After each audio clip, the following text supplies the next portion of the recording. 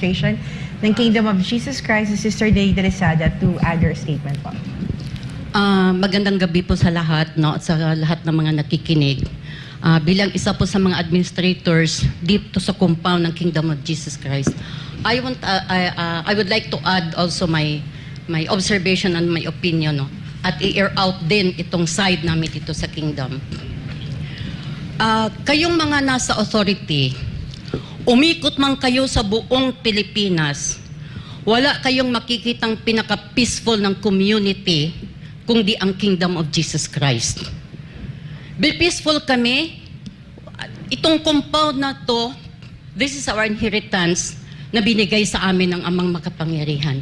Inalagaan namin ito. Lahat ng nakikita ninyo dito, bunga ito ng pag-iisip ng isang taong malinis ang puso at kaluluwa. Kasi hindi pwedeng maganda ang isang taong liko ang utak. Yan ay ang aming mahal na pastor. Itinuro sa amin ang kaayusan, itinuro sa amin ang kalinisan, itinuro sa amin ang kapayapaan, itinuro sa amin ang pag-ibig sa kapwa, lalo na sa inyong mga military men in uniform. Kayo ang unang grupong itinanim ni Pastor sa puso namin ang pagmamahal sa inyo dahil sabi ng aming pastor noon, kayo ang nag-lay down ng life ninyo para sa ating Pilipinas sa kapayapaan. But what you're doing now is kabaliktaran.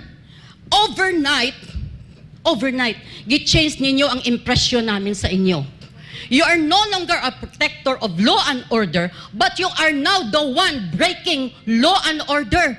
Mantakin mo, simbahan ito. Mapayapa kaming namumuhay. Nakikita nyo ang sa loob nito. Noon, bukas kayo dito. Oh, anong nakikita nyo? Kaayusan. Resulta yan ng disiplina namin dito sa loob ng kingdom na itunuro sa amin ng aming mahal na pastor. Bakit ganito ang resulta? Dahil dito, zero corruption. Wala kaming pansariling mga plano para sa aming mga buhay, kundi para sa lahat, sa kaayusan ng aming community. Para lamang kami ay makakontribute ng kaayusan sa Pilipinas na itong magulo. Tingnan nyo, sa karsada pa lang ninyo, hindi kayo makaproduce ng 1 kilometrong karsada kung wala kayong milyon.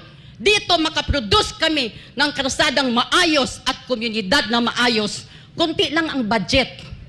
Oh. Yun lang masasabi ko. Nasaan ang law and order? Nasaan yung sound mind ninyo? Nasaan ang sense of righteous judgment ninyo? Wala. Oh. Mga general kayo. Ang babright ninyo. Oh. Bakit hindi kayo nung marunong tumingin ng tama at hindi tama? Oh. At tapos pupunta kayo dito. Aakyat kayo sa mga pader at sa kung sa ano-ano pa man namin. Magpapalipad kayo ng mga drone kung ano-ano pa dyan gagawin ninyo. Bakit hindi nyo ilagay sa ayos ang lahat? Mag-usap tayo.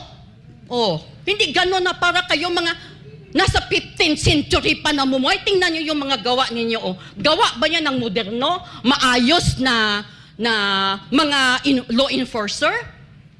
Sige, tanungin ko kayo. Ito coming from my heart. Oh, tingnan niyo yan. Nasaan ang kaayusan? Nasaan ang law and order? Oh, wala. You are no longer in your sanity. You are beyond. Aywan ko kung ano naka-influence sa inyo. Kung ano ang utak ng leader ninyo, yan ang resulta ng gawa ninyo. Katulad na ang utak ng aming mahal na pastor at puso ay nasa kaayusan. Tingnan ninyo saan man kayo pumunta. Kaayusan, pagbabago, peace, love. Pero, hindi niyo ma-appreciate. Kasi nga, mayroon kayong mga malicious intent. Oh. Pera. Yun ang inyo. Greed of power. Yan ang inyo. Binigyan kayo ng power ng sambayanang Pilipino.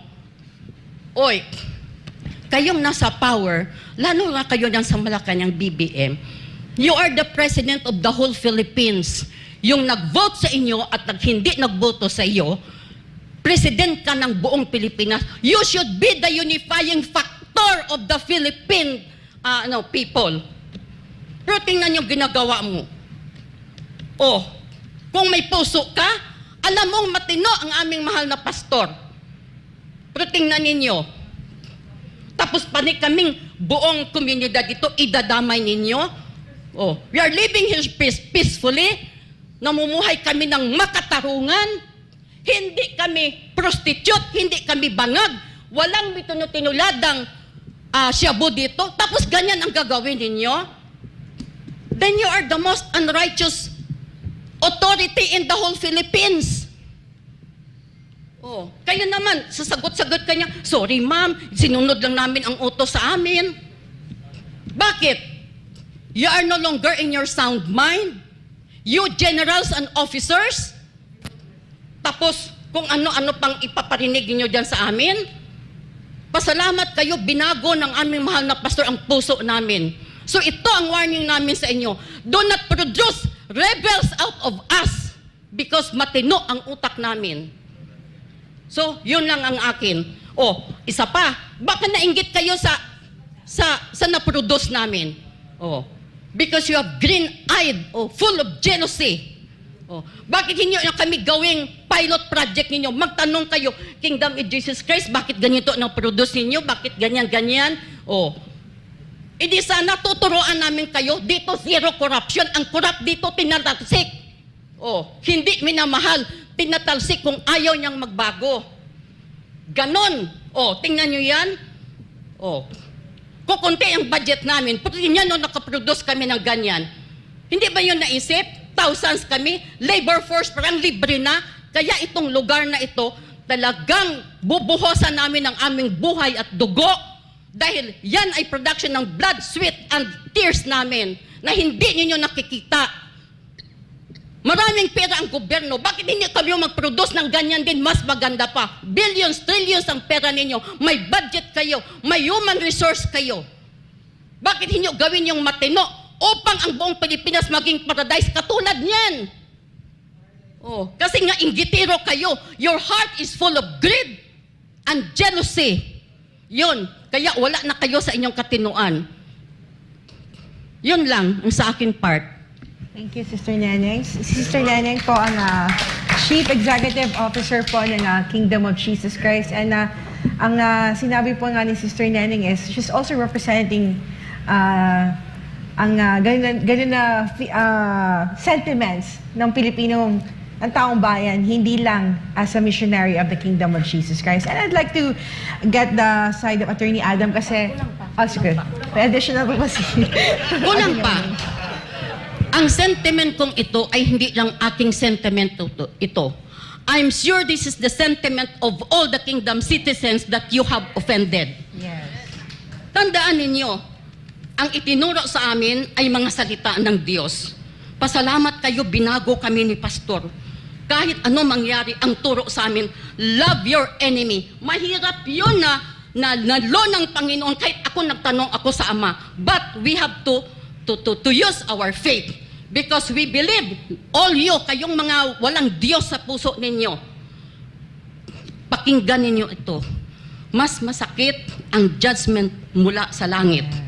The most, yung pinakamasakit na nabayad sa kasalanan, yung nakagawa ka ng injustice sa kapwa mo. Yun ang paalala ko sa inyo. Kasi sinabi ng Panginoon, vengeance is mine. Yun ang pinanghahawakan namin. Pero itong sinasabi ko sa inyo, huwag ninyo kaming sagarin.